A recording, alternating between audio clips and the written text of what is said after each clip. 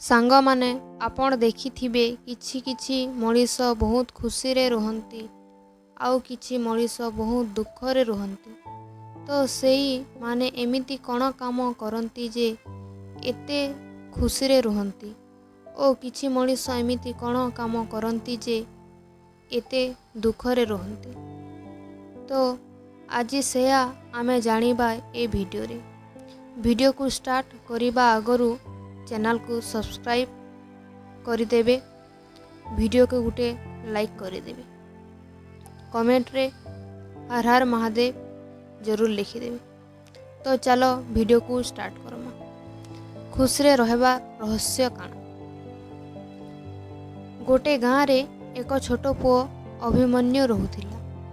ସେ ସବୁବେଳେ ଭାବୁଥିଲା ଲୋକେ ସବୁବେଳେ ଖୁସିରେ କେମିତି ରହନ୍ତି। ଗୋଟେ ଦିନ ସେ ଗୋଟେ ସାଧୁ ପାଖକୁ ଯାଇ ପଚାରିଲା, ସାଧୁ ମୋତେ କୁହନ୍ତୁ ନା ଖୁସିରେ ରହିବା ଉପାୟ କ'ଣ? ସାଧୁ ହସିକି କହିଲେ, ଖୁସିରେ ରହିବାର 4ଟି ସହଜ ଉପାୟ ଅଛି। ପ୍ରଥମ ରହସ୍ୟ, ଧନ୍ୟବାଦ କର। ପ୍ରତିଦିନ ଭଗବାନଙ୍କୁ ଧନ୍ୟବାଦ ଦିଅ। ଛୋଟ କିଛି ଭଲ କାମ ହେଲେ ମଧ୍ୟ ଭଗବାନଙ୍କୁ ଧନ୍ୟବାଦ କଲେ ହୃଦୟ ହାଲୁକା ଲାଗେ ଏବଂ ଖୁସି ହୋଇଯାଏ। ତୃତୀୟ, ନିଜ ପାଇଁ ସମୟ କାଢ଼। ଦିନରୁ କିଛି ସମୟ କେବଳ ନିଜ ପାଇଁ ରଖ। ନାଟ ସଙ୍ଗୀତ ଶୁଣ ବା ଶାନ୍ତିରେ ବସ। ଏହି ମୁହୂର୍ତ୍ତ ତୁମ ମନକୁ ସୁକୁନ ମିଳିବ। ତୃତୀୟ ରହସ୍ୟ, ସମ୍ପର୍କକୁ ମୂଲ୍ୟ ଦିଅ।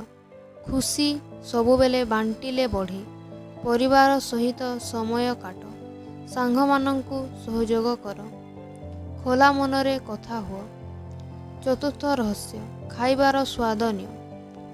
ଯେଉଁ ଖାଇବା ଖାଉଛ ଶାନ୍ତିରେ ଖାଅ, କାରଣ ଖାଇବା ବହୁତ କଷ୍ଟରେ ମିଳିଥାଏ।